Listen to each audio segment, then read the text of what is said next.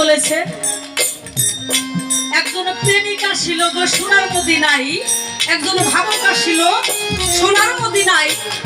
আপে মাওলা সাইকি বিরিয়া তাই বলেছে সর্বপ্রথম নিজে যায়া, আবার বলেছে নিজের অঙ্গের নূর ঝরাইয়া নবুয়ত বানায়।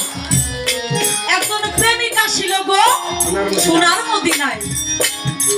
তাই গানের মধ্যে বলেছে সারা বিশ্ব একসাথ করো তার চাইতে নবুয়ত করো।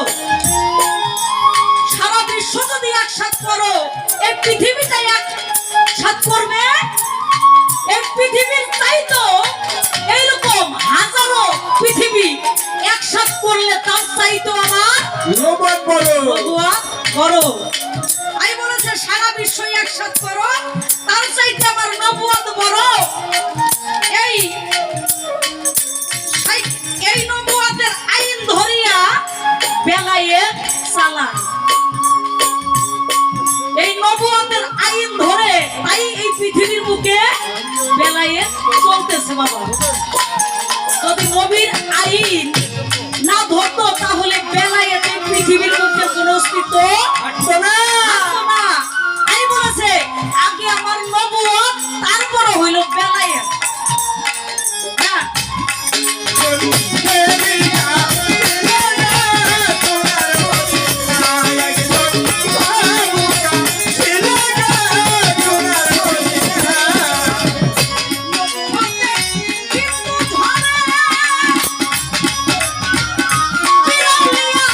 সংসারে